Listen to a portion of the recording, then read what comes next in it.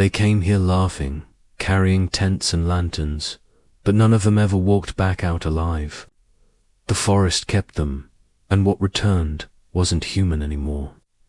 You're watching Bound in Fear, the only place where true horror stories from the dark woods are uncovered and told. If you're new here, make sure to subscribe and join us every night, because the forest never sleeps, and neither should you. And before we begin tonight's tale, tell me in the comments, where in the world are you watching this from? Because no matter how far you are, the shadows are closer than you think. Chapter 1. The Girl in White. I've been a forest guard for more than 20 years, patrolling these endless miles of trails, ravines, rivers, and ridges. I've seen nature at its most beautiful, yes, but I've also seen it at its most merciless. Lost hikers, fatal falls, bodies claimed by animals before we could recover them. Death in the woods is not unusual, but every so often something happens that doesn't fit the reports, doesn't match what we trained to explain. Something that changes you forever. I'll never forget the case of the girl in white dot. It was late September, a quiet time when the summer crowds had gone but the winter storms hadn't arrived yet. The air smelled faintly of pine resin and cold earth, and the forest seemed to stretch on endlessly in every direction. That morning, dispatch called in a missing person report, a 19-year-old college student named Sarah Langford. She'd been camping with a group of friends just beyond the main trail loop. According to them, she wandered away from the campsite around midnight. Saying she heard music, she never came back. I was assigned to lead the initial search. At first, I thought it would be routine. Most missing campers turn up within hours. We found her footprints in the damp soil, light and hurried, veering away from the campsite as though she were chasing something. But after half a mile, they stopped. Just ended, like she'd been lifted straight off the ground. Search and rescue combed the area for days. We brought in dogs, helicopters, dozens of volunteers. Nothing, no clothing, no remains, no sign of struggle. For weeks, it was as though Sarah had dissolved into the forest itself. Her parents begged us to keep looking. I remember her mother's trembling hands holding Sarah's photo, asking if we thought she was still alive. I told her what we always say in these situations. We'll do everything we can, but deep down, I already knew. 3 weeks later, a hunter found her body wedged between rocks near the ravine. She was wearing a torn white sweater, face pale and waterlogged, eyes wide open. The coroner ruled hypothermia and exposure. It made sense on paper, but there was one thing that didn't. The spot where she was found had already been searched twice. I know because I was there both times. She wasn't there before. She simply appeared. The official case was closed. Another tragic statistic, but for me, it didn't end. 2 nights later, I was alone at the ranger station finishing my shift when I heard something. A faint tapping at the window. I looked up, and for a split second, I saw her. Sarah, her pale face pressed against the glass, hair dripping with lake water, sweater glowing faintly white in the dark. Her mouth was moving, forming words I couldn't hear. And then she was gone. I didn't sleep that night. I tried to convince myself it was exhaustion, my brain conjuring illusions after weeks of stress. But then the reports started coming in. A family of hikers swore they saw a young woman wandering the woods barefoot, dressed in white, her skin pale as moonlight. A pair of campers claimed she walked straight through their firelight without making a sound. And then one evening, on my own patrol, I saw her again. The trail was empty.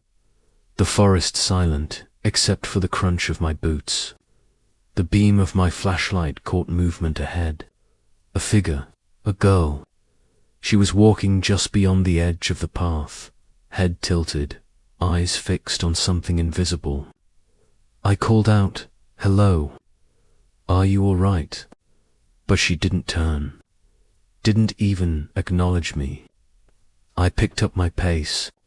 My heart hammered as I drew closer. When she finally did turn, my blood froze.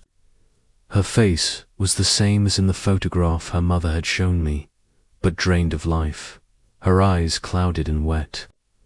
She raised her hand, as though reaching for me, and whispered something so soft I almost didn't hear it. "Help me." I stepped toward her, every instinct screaming not to.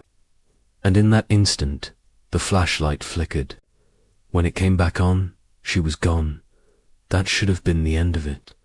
But at WASN, single quotes started talking in hushed tones, saying they'd seen her too. Sometimes she stood at the edge of the parking lot at dusk. Sometimes on the ridgeline, looking down at the town below. Always silent, always in white. Word spread among hikers, and soon the forest had a reputation. Don't go in after dark, or the girl in white will follow you back out.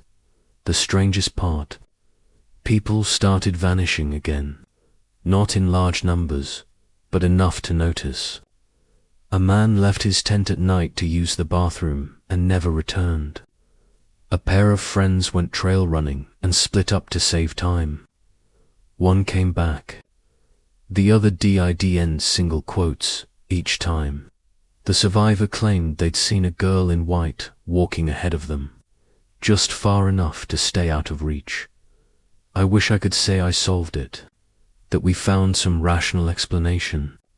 But the truth is, I don't know. All I know is that the forest has places that don't belong to us. Places where the dead don't rest easy. And Sarah, or whatever she became, is still out there. Last week, I was on night patrol near the ravine where her body was found. The trees swayed in the wind, their branches clawing at the sky, and I felt that old, suffocating dread pressing in around me. Then I heard it, faint footsteps just behind me, perfectly in sync with mine. I stopped. The sound stopped. I turned slowly, flashlight trembling in my hand. And there she was again, the girl in white, standing no more than 10 feet away, staring straight into me with those dead, cloudy eyes, her lips parted. She whispered the same 2 words as before, only louder this time, desperate, echoing in the trees, "Help me." And then she smiled. That's when I ran. I shouldn't be telling you this. We're not supposed to talk about the things we can't explain, but I can't keep it in anymore. If you ever find yourself in these woods and see her, don't follow, don't answer. Just turn around and leave, because those who follow her never come back. Those who follow her never come back. Chapter 2. The staircase that waits. I had been a forest guard long enough to think. I'd seen it all. Bodies dragged off cliffs, cabins burned to ash, hikers vanishing without a sound. But nothing unsettled me the way the staircase did. Even now, years later, I still dream about it. It waits in my sleep, standing tall in the shadows, daring me to climb again. It started one late autumn morning when I got a radio call about a missing surveyor. The man had been charting elevation points for a land use study just east of the fire road. He was supposed to check in every few hours. He didn't. By the time we got the call, he'd been missing nearly a full day. The search wasn't unusual at first. A grid sweep, volunteers, dogs. We found his truck parked near the trailhead, maps spread out on the seat, thermos still warm. His footprints led north along the creek bed and then stopped, just like Sarah's prints had in chapter 1, like he'd walked into the air and disappeared that night. I volunteered to stay out after dark. Sometimes the missing wander back when the woods are quiet. I was sitting on a log, listening to the insects drone, when I noticed something strange through the trees. At first, I thought it was the pale outline of a boulder, or maybe the side of a hunting blind. But as I moved closer, the shape sharpened. My stomach dropped. It was a staircase. It rose from the forest floor like it had been cut and pasted from a house, complete with wooden banisters and 12 clean, polished steps. No walls, no foundation, just a staircase, standing alone among the pines. I froze. My first thought was, prank. Maybe some campers dragged it out here for a laugh. But as I touched the wood, a chill ran down my spine. It was solid, old, and strangely warm, like it had been absorbing the heat of a house long gone. I radioed it in, but static swallowed the line. I should have walked away. God, I wish I had. But curiosity is a dangerous thing. Against every instinct screaming inside me, I put my boot on the first step. Nothing happened. The forest was dead silent, like it was holding its breath. I took another step, then another.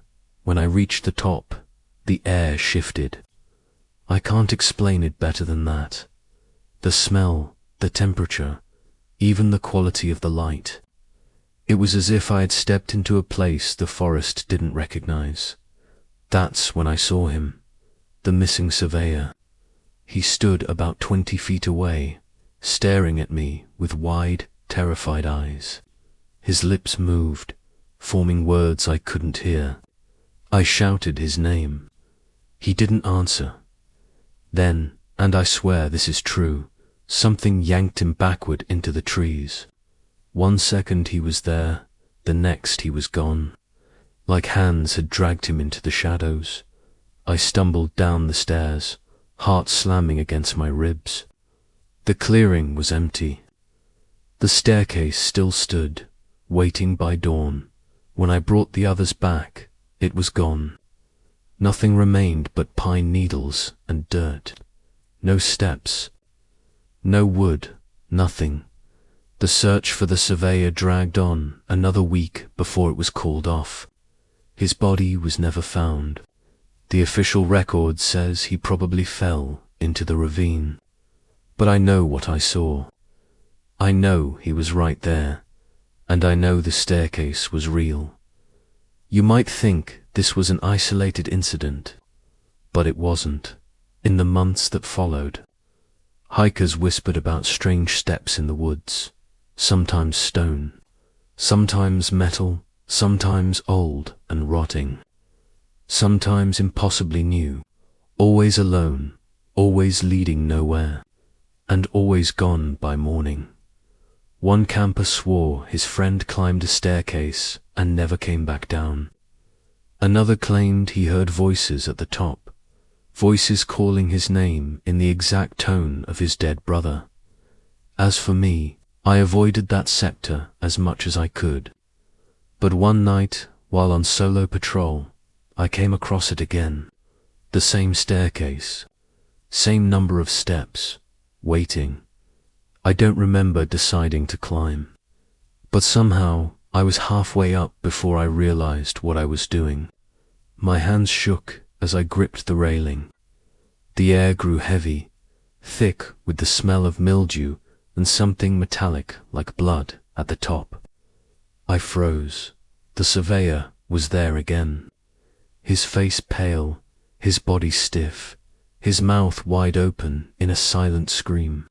His arms reached toward me, not for help, but to pull me in. I stumbled backward, tumbling down the stairs. When I hit the ground, pain shot through my ribs, but I scrambled to my feet anyway. I looked up. The staircase was gone, and I was alone in the forest. I never reported what I saw. Who would believe me? They'd chalk it up to stress, hallucination, fatigue. But every time another person goes missing out there, I wonder if the staircase found them. If it's waiting for me again, biding its time, because here's the part that haunts me most. Last week, I went out on routine patrol, far from where I'd ever seen the steps before. The forest was quiet, the night still. I rounded a bend in the trail and stopped dead in my tracks. There it was, the staircase, and this time there was someone standing at the top. Not the surveyor, not Sarah, it was me. My own face, pale and lifeless, staring down at me from the top of the stairs. I dropped my flashlight, and when I picked it back up, the staircase was gone, but deep down, I know it's still waiting.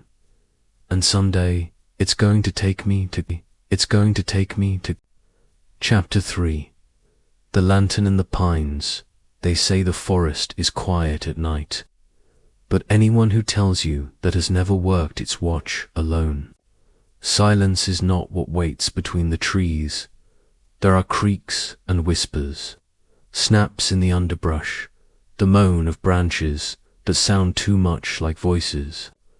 I used to laugh it off when I was new, telling myself it was the wind or animals or my own tired head making shapes out of nothing. But after years of walking these trails, guarding this stretch of woods, I learned something important. The forest never lies, but it doesn't tell you the truth either. It shows you things, and you're left to decide if you'll believe them. And if you're wrong, well, that's when people stop coming back. It was the beginning of autumn, the time when the days shorten and the pines drip, their resin heavy in the cool air. Nights hit harder then, sharp and clear, the stars bright enough to shame your flashlight. I was on a late shift at Tower 5, a lonely perch that gave you a good vantage of the lake and the hollow of dark pines spreading like a sea below. I was halfway through my thermos of coffee, the kind so bitter it kept you wired whether you wanted it to or not. When I saw the light dot, at first I thought it was a trick of the eyes. The forest can do that fireflies, a trick of reflection on water. Even campers sneaking where they shouldn't. But this was different. A glow, pale yellow and warm, bobbing far between the trees where no trail ran. It swayed side to side in a way that was unmistakable. Someone was carrying a lantern. I reached for the logbook, checked the pages. No hikers were signed out for that sector. No patrol was assigned near Pine Hollow. No cabins in use, no permit given. That part of the forest was supposed to be empty. I leaned into the radio. Tower 5 to base. Got an unauthorized light moving west of the hollow. You have any personnel out here? Static hissed back at me. I adjusted the dial, tried again. Nothing but a wash of white noise. The tower had always been clear before signal, never failed there. But now it was as if someone had torn the cord from the wall. I stood watching the glow drift between the pines. It wasn't close enough to make out the carrier, but it was steady, purposeful, moving deeper rather than back toward the road. Against every instinct screaming at me to stay in the tower, I strapped on my pack, grabbed my flashlight and rifle, and started down. You don't leave unknowns to wander in the park after dark. The forest below was heavier than it had been from the tower. The moment I stepped from the last stair onto the needle-strewn ground, the sound changed. No wind, no crickets, no rustle of small animals, just the thump of my boots and my own breath. I raised the flashlight, but its beam looked duller than usual. as if the fog was already rising, though the air felt dry. The glow hovered ahead, always just far enough to stay out of reach. I called out once, "Park Ranger, identify yourself." But the words felt muffled, stolen by the pines. The lantern swayed and kept going. I followed. 10 minutes, then 20, maybe longer. The forest floor turned soft, the air damp. My watch ticked, but I didn't remember hearing it. I only saw that stubborn glow bobbing farther in, drawing me like a fish on a line. And then, all at once, it stopped. Between two tall pines, the lantern hung in the mist, perfectly still. I shone my flashlight, and that was when I saw him, a boy, no more than 10 years old. He stood barefoot among the needles, clutching the lantern in both hands. His hair was pale, his clothes little more than rags, and his skin carried a strange sheen under the weak light. But what froze me wasn't any of that. It was his eyes, hollow, not blind, but empty, as though whatever should have lived behind them had already gone somewhere else. He smiled when my light caught him, a small, close-lipped smile that seemed less like a child's and more like someone who knew a secret I didn't want to learn. "Where are your parents?" I asked, my voice shaking. "Who's with you?" He didn't answer. He turned, lifted the lantern, and walked deeper into the woods. The light bobbed ahead once more. I should have turned back. I should have radioed in again, climbed back up my tower, locked the hatch, and forgotten the sight. But there's something about a child alone in the dark that claws at you deeper than fear. Training kicks in, duty, maybe even pity. I followed. The path grew twisted, trees leaning inward like ribs closing around me. Strange markings scarred their bark's lashes too precise to be natural, some jagged, some forming patterns that reminded me of runes, half remembered from a book. Fog thickened until the beam of my flashlight cut nothing but white. Still, the lantern swayed ahead, pulling me on. We came to a clearing I'd never seen on any map. In its center stood a cabin, or what remained of one. Sagging roof, walls bowed under moss and rot, door yawning open as though it had been waiting. The boy stepped inside without pause. I stopped at the threshold. My radio was dead still, nothing but hiss. My flashlight flickered, a faint buzz, like static bleeding from it. The air inside pressed cold against my face. I forced my boots across the rotten sill. The interior stank of damp earth and iron. The lantern's light swayed, revealing scraps littering the floor's shredded blankets, broken toys, bones small enough to be rabbits, but shaped too close to something else. The boy halted at the center, raised the lantern high. His voice, when it came, was thin as a reed through cracked glass. "They never go home." The lantern flared, showering sparks. My flashlight went black. The cabin drowned in darkness. Hands brushed me then. Dozens of them. Small hands, cold, damp, tugging at my sleeves, my belt, my throat. Children's hands, but far too strong. I swung the useless flashlight like a club, backing away.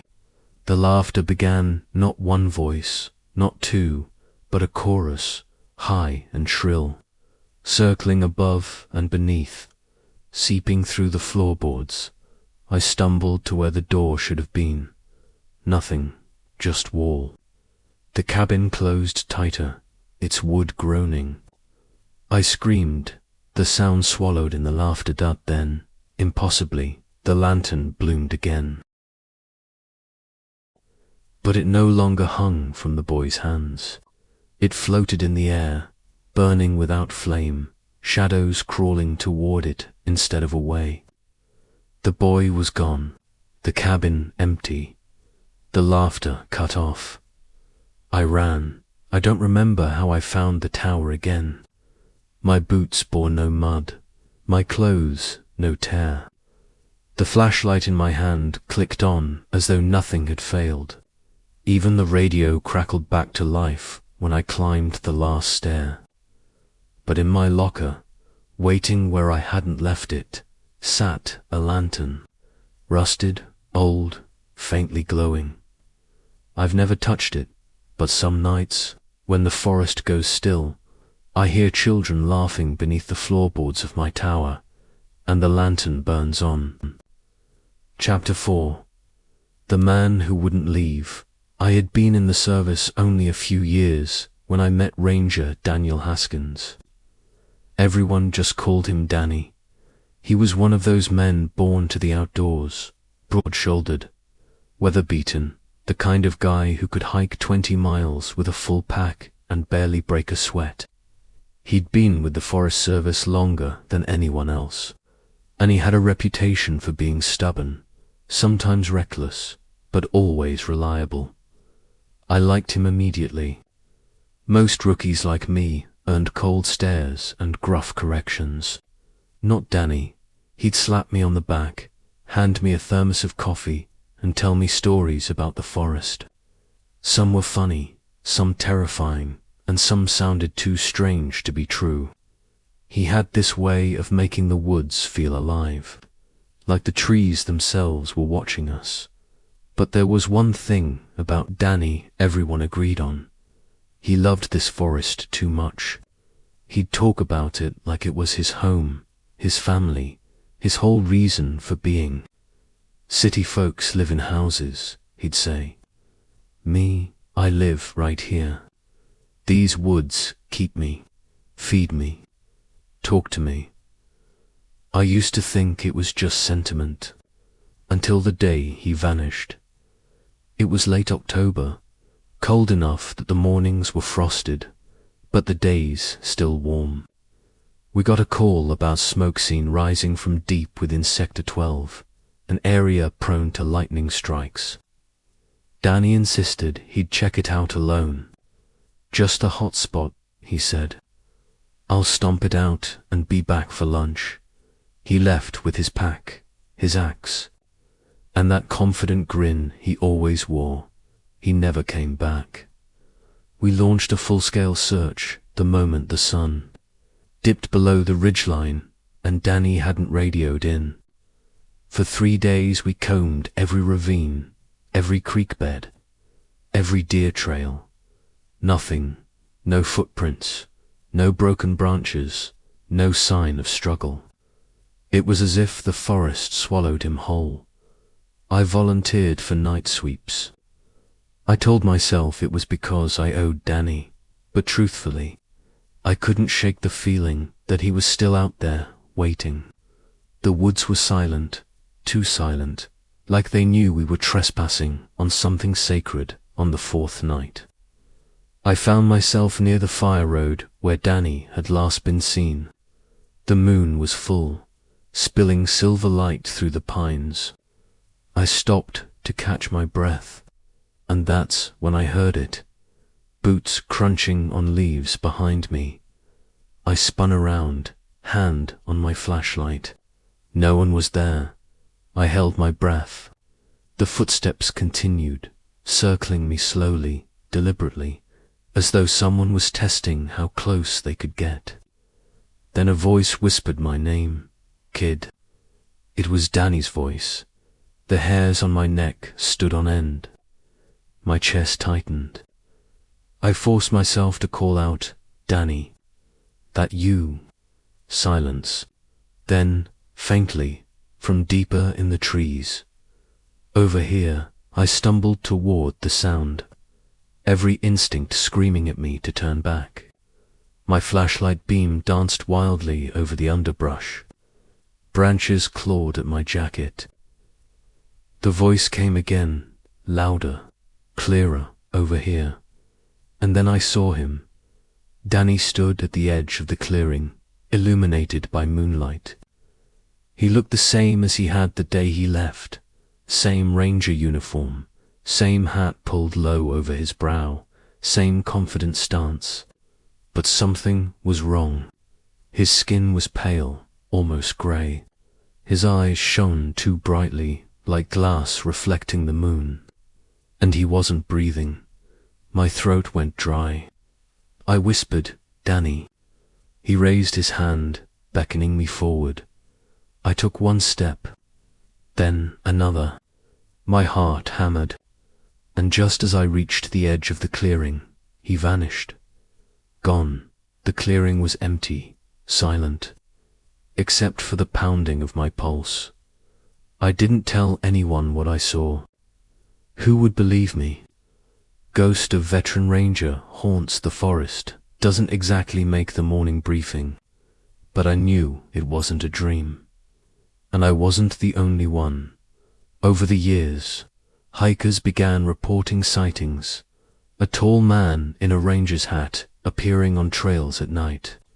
Some said he walked beside them for miles, silent and watchful, before fading into the trees. Others swore he led them to safety when they were lost, only for him to vanish the moment they reached the trailhead. Not all encounters were kind. A hunter claimed he woke to find Danny standing at the edge of his camp, staring into the fire with hollow eyes. When he blinked, Danny was gone, but the hunter swore he smelled smoke in his tent for days afterward. One young couple told me they followed a ranger through the woods after dark, thinking he was guiding them back to their car. They said he never spoke, never slowed, just walked ahead with heavy footsteps. When they finally stumbled into the parking lot, exhausted and relieved, he was nowhere to be seen. I listened to these stories, nodding, never confirming, but deep down I knew Danny hadn't left. He wouldn't leave. The forest wouldn't let him. And then, last winter, I saw him again.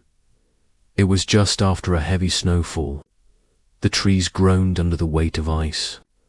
I was on snowshoe patrol near the frozen creek when I spotted footprints ahead. Fresh ones. Too fresh. They were deep, spaced wide apart, the stride of a man who knew these woods. I followed them, my breath clouding in the air.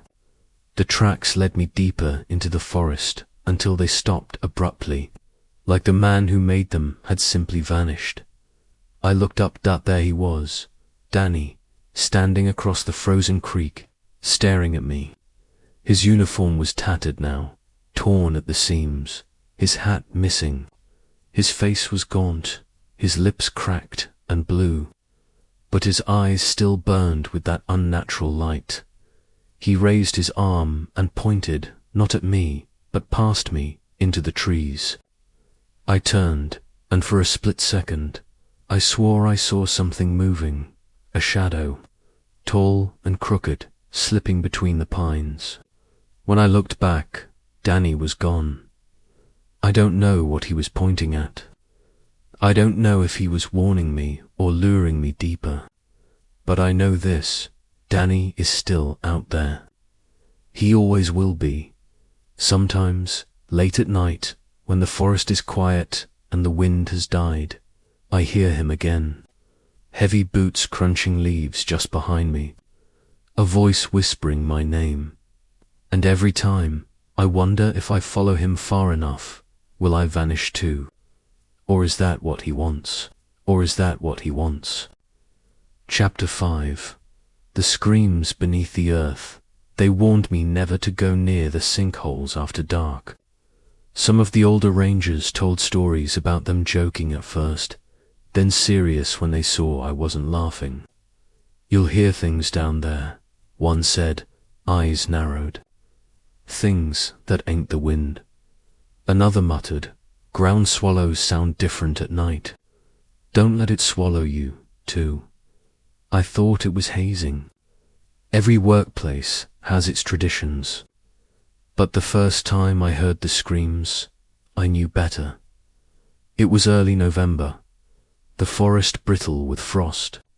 My breath came in plumes as I made the rounds, checking the paths where hikers tended to get careless with fire pits. I remember stopping near the Ridge Hollow sinkhole, a scar in the earth about 30 feet across and twice as deep. By day, it looked like any other collapsed cavern, ringed with broken rock and choked with brush. At night, it became a black mouth in the forest floor, wide enough to swallow a man whole. I was standing at its edge, shining my beam into the void, when the first cry rose up. It wasn't the wail of an animal. I've heard foxes scream, owls shriek, even the long, eerie moan of elk in rutting season. This was none of them. This was a human voice, desperate, clawing at the throat with terror. A woman's voice. "Help me," it cried, faint, rising from below.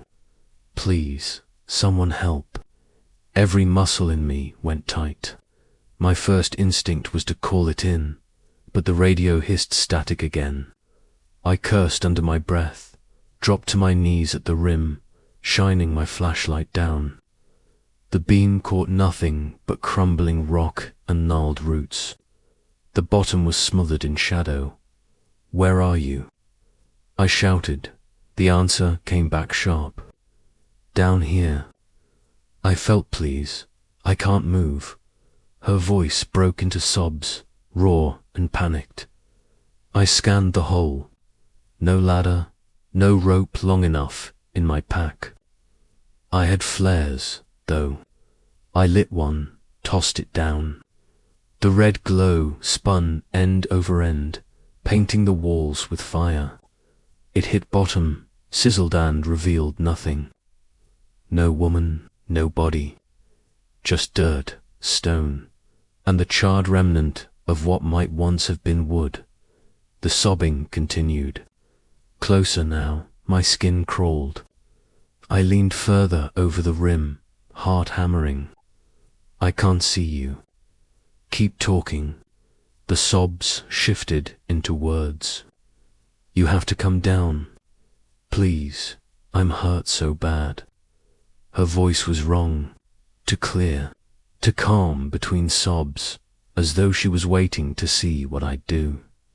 Something scraped the wall of the pit. Long, deliberate, like nails dragging down stone. I staggered back from the rim. My flare sputtered out below. Darkness reclaimed the pit, then silence. I stood shaking in the cold, every instinct screaming at me to leave. But I couldn't not, with the echo of that voice still in my ears. What if someone really was down there? What if my fear condemned them? I set up camp tape around the sinkhole, marking it off for morning crews, then started back for the tower. That was when the second voice called. This time it was a child. "Sir, please help me. I can't find my mum." It came not from the pit, but from the trees behind me. I spun, flashlight darting. Nothing but frost and needles and trunks packed close. My heart slammed against my ribs. The child's voice repeated, closer. "Sir, please." I raised the beam higher, and there he was. A boy, standing among the trees, maybe 7 years old. Dark hair plastered to his forehead, pajamas torn, no shoes. His lips trembled, and tears tracked his face in silver lines. I swallowed hard. "What are you doing out here?"